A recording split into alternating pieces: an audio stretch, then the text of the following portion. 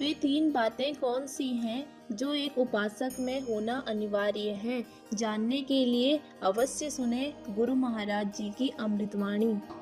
यदि उपासक में तीन बातें नहीं है तो अभी थोड़ी गड़बड़ी है। पहला, दृढ़ श्रद्धा विश्वास। दृढ़ श्रद्धा अब नहीं, अब नहीं, अब नहीं। अब तो हाथ उठने का समय आ गया। अब क्या, अब नहीं।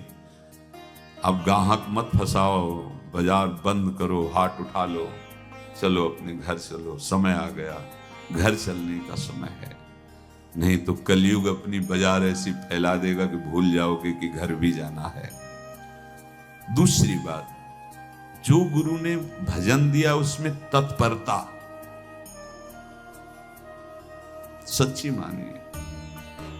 जीवन भर कभी इस प्रमाद को गुरु कृपा से आने का अवसर नहीं दिया गया कि चैन से सोए हों और चैन से खाए हों। पूरे जीवन कभी सुविधाओं को स्वीकार नहीं हुआ, पर साधन मार्ग में कभी भी शिथिलता नहीं हुई, तत्परता है। प्रभु पर पूर्ण श्रद्धा विश्वास जय श्री राधा और गुरु प्रदत्त साधन पर तत्परता। और तीसरा खास विषय, इंद्रियों से भोगों को न भोगना। तब ये जो रंग है परमार्थ का, तब अब दो चार माला की मनमानी आचरण की कहते हैं हमें भगवदानंद की स्फूर्ति नहीं होती। आपने रास्ता रखा है भगवदानंद का, बाजार लगाए बैठे हो अंदर हृदय में, अन्य आसों की, अन्य भोगों की, अन्य चाहों की, अन्य मान्यताओं की। अरे खाली करो, ये सब माया का खेल है। एकमात्र प्रभु, बस जब ठन जाएगी ये बात। अच्छा गौर से देखो क्या है, जब चलोगे तो क्या होगा। चलने की तो सोचो, उस दिन की सोचो जिस दिन चलना है, और किस दिन चलना है पता ही नहीं है। तब तो और होश में हो जाओ। आपको कोई भी यहां सहयोग देने वाला नहीं, कोई भी वस्तु आपकी नहीं, कुछ भी आपके साथ नहीं जाएगा। तो होश में हो जाओ, संभाल लो, आगे की गति मत बिगाड़ो। तीन बातों पर ध्यान दीजिए, श्रद्धा और विश्वास अटूट अपने इष्ट पर। दूसरी बात, हमारे हृदय में जो गुरुदेव ने उपासना का बीज रोपण किया, तत्परता। देखो आपको हृदय की बात कहता हूं, माया के पास केवल प्रलोभन है, ये सुख में बांधती है। सुख का प्रलोभन अच्छे से सजा के पेश करके देना, साधक को जय श्री राधा भ्रष्ट करना, ये इसका स्वभाव है माया का। माया किसी व्यक्ति का नाम नहीं, किसी शरीर का नाम नहीं। भगवत विमुखता जिस वस्तु व्यक्ति स्थान से हो वही माया है। माया का मतलब थोड़ी जिसे कोई स्त्री शरीर पे आरोप कर दे या पुरुष शरीर पे आरोप कर दे ये तो माया है, तो और क्या है। मैं, मोर, तोर, तय और जहां तक इंद्रियां जाएं, जहां तक मन जाए, सब माया ही है। इसको देखा है भगवान के पार्षदों ने।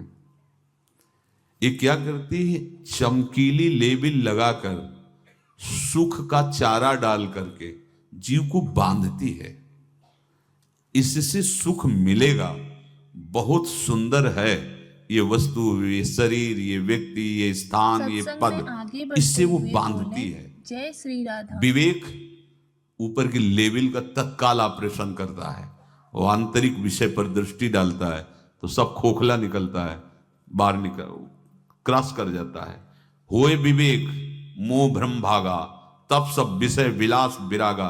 अज्ञानी उसी आकर्षण सुख में बंध जाता है, और सुख तो था नहीं, बंधन इतनी जोर का हो गया, अब मुक्त हो सकता नहीं, तो उसके हृदय में लगता है इसके बिना जी नहीं सकते, इस नशा के बिना, वस्तु के बिना, व्यक्ति के बिना। और एक सूक्ष्म बात, वो जब आपको सुख देगी तो आपको स्वतंत्रता का आभास कराएगी, और जब आप उसको छू लेंगे तो आपको परतंत्र बना देगी, भयभीत कर देगी। तो आप डाउन होकर के अपने अस्तित्व को मिटाकर पूरा जीवन बर्बाद कर देंगे। इन शब्दों को लिख लो। माया कैसे हमें सुख का प्रलोभन देकर हमें अपने मार्ग से भटकाती है, आइए सुनते हैं आगे। अपने हृदय में लिख लो, माया सुख में बांधती है नहीं उसके पास सुख। जिसे तुम सुख समझते हो वो सुख नहीं, बिल्कुल सुख नहीं, वो सुख की छाया है, तुम्हें समझ पड़ती नहीं, ये गिरधर की माया है। उस सुख का बंधन, आप देखो कुछ भी क्रिया करते हो माया जनित तो प्रलोभन होता है, सुख मिलेगा। और जिस समय सुख मिलने के लिए आप लालायित हुए उस समय सुख भोगने की स्वतंत्रता आपको दे देगी। लो, आप समझ रहे हैं हम स्वतंत्र स्वामी होकर सुख भोग रहे हैं? नहीं, अब भोग लिए ना, अब गुलामी उसकी सहो। अब तुम्हें वैराग्य हो रहा कि मैं नहीं भोगूंगा, तो उसकी दृष्टि बदलेगी। समझ रहे हो? अब आप अपने आप को पूरे शरणागत कर दिए, हर तरह से तुम्हें बांध करके भगवत विमुख करके नष्ट कर देगी। ये बात अच्छे से समझ लो, अच्छे से। इस सुख का प्रलोभन देकर बांधती सुख है नहीं, क्योंकि आप उपासक हो। जब सुख में उतरोगे तो कितने दिन फिर आपको घृणा होगी कि अरे धिक्कार हमारे जीवन, फिर लौटने का चांस नहीं रहेगा। ध्यान से सुन लो, लौटने का चांस नहीं देगी माया। तुम्हारी ऐसी आंतरिक कमजोरी हो जाएगी, ऐसी वृत्तियां कमजोर हो जाएंगी कि तुम उस माया के इशारे पर नाचोगे, उसके विपरीत तुम बोलने की भी ताकत नहीं रख सकते। मान लीजिए, विषय चुगा जिन चुगे, कछुक चुगत सुख होए, फिर जो फांसी ऐसी लगे तेसम दुख न को। ये अनुभवी महापुरुष रसिक शेखर श्री ध्रुवदास जी महाराज कह रहे हैं। तो तीसरी बात का संयतेंद्रिय, दृढ़ श्रद्धा विश्वास भगवान पर, गुरु प्रदत्त प्रबल साधना में तत्परता और इंद्रियों की गुलामी कभी स्वीकार न करना। जीवन में ध्यान रखा जाए, केवल प्राण पोषण शरीर के निर्वाह के लिए जो निरपेक्ष भाव से मिले उसे स्वीकार करो, अन्यथा ये प्रलोभन सुख का देकर माया तुम्हें बांध लेगी और फिर तुम्हें अधीन कर लेगी। कितने ऐसे मार्ग में उत्साहित होकर चलते हैं, पर गुरु कृपा पात्र ना होने के कारण, चतुर खिलाड़ी ना होने के कारण वो प्रलोभन में फंस जाते हो। फंस गए तो फिर मछली का कांटा जानते हो, ऐसे अब वो चाहे जितना हिले डुले वो कांटा नहीं निकल सकता, अब तो उसको मरना ही पड़ेगा। ये जन्म बर्बाद ना हो, आप सबसे प्रार्थना है। बहुत ही अपने घर की जैसी बात होती है। इसका कार्य है माया का सुख में बांधना, सुख के प्रलोभन से, और आपको सुख भोगने के लिए स्वतंत्रता देना। आप उस स्वतंत्रता से सुख भोगे कि न जाने कितने जन्मों की परतंत्रता तुमने स्वीकार कर ली। अगर इस रहस्य को जान जाओगे तो डरोगे। यही डरे डर हरिवंश ही। श्वास जैसे मनुष्य स्वाभाविक लेता है, खाते पीते सोते चलते उठते बैठते बात करते हंसते, सब अवस्थाओं में आप श्वास नहीं लेते, स्वाभाविक आ जा रही है। ऐसे ही श्वास प्रश्वास अपने आराध्य देव के स्मरण का अभ्यास बना लो। अभ्यास योग युक्तेन चेतसा नान्यगामिना। और जैसे तनिक भी श्वास रुकी तो घबराहट, बेचैनी, परेशानी आ जाती है, ऐसे ही श्वास प्रश्वास यदि नाम से खाली जाने लगे तो घबराहट, परेशानी, जलन पैदा होनी चाहिए। तब आप उपासक माने जाएंगे। क्या ऐसा हो रहा है? क्या हृदय की ऐसी स्थिति है तो धन्यवाद, नहीं है तो इसी की प्राप्त करने के लिए प्रियाजू ने हमें अपने मार्ग में घसीटा है, चाहे वो गृहस्थ हो चाहे वो विरक्त हो। यदि श्वास प्रश्वास में नाम न हुआ तो तुम्हें घबराहट होनी चाहिए। भूरी सखी जी कहते हैं कि मेरे जी में बड़ी घबराहट होती है, ऐसे वो जी घबरात। भूरी सखी जी कह रहे हैं श्वास नाम दो बिलक चलत है, इनको भेद न मोको भावे। मुझे बहुत घबराहट पैदा हो रही। प्रिया जो से कह रहे हैं कि श्वास प्रश्वास में नाम का क्रम नहीं बन पा रहा, टूट रहा है, मुझे ऐसा अच्छा नहीं लग रहा।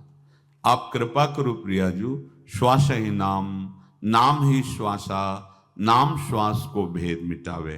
प्रियाजू ऐसी कृपा कर दो, श्वास प्रश्वास आपका नाम चलता रहे। ये बात प्रवचन ना मान करके जीवन मान लीजिए।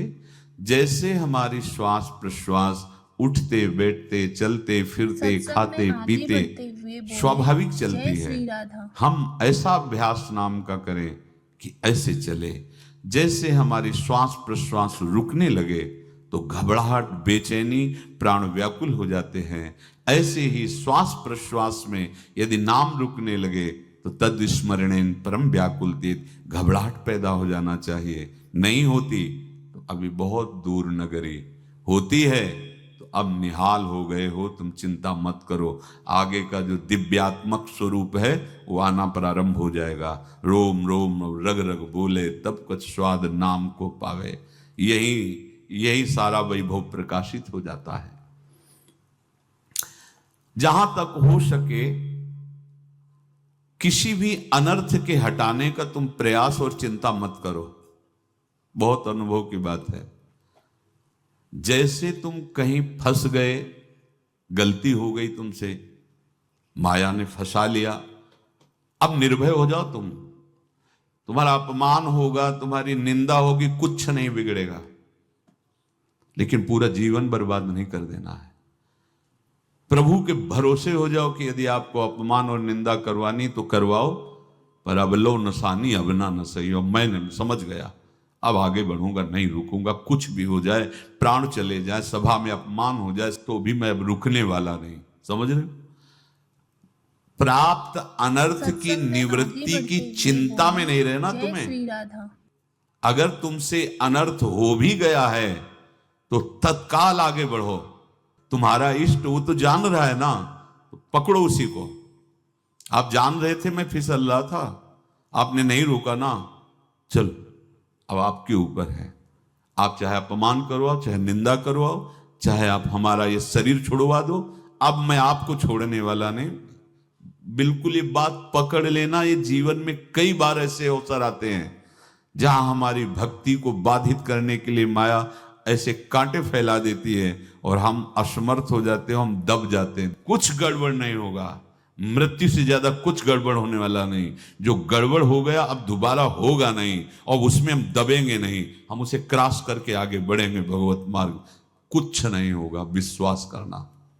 वो ऐसे फूल जैसा निकाल के तुम्हें अलग कर देंगे। विश्वास रखना, विश्वास रखना। गुरु महाराज जी की अमृतवाणी से हमें ज्ञात हुआ, माया हमें तरह तरह के सुखों का प्रलोभन देकर हमें अपने मार्ग से विचलित करती है। हमें माया के इस जाल से स्वयं को बाहर निकालकर भगवत प्राप्ति के लिए दृढ़ संकल्प लेकर अपने मार्ग से विचलित नहीं होना। चाहे मार्ग में कितने भी कष्ट क्यों न आए, हमें उन्हें पार करके अपने उद्देश्य की प्राप्ति करनी है।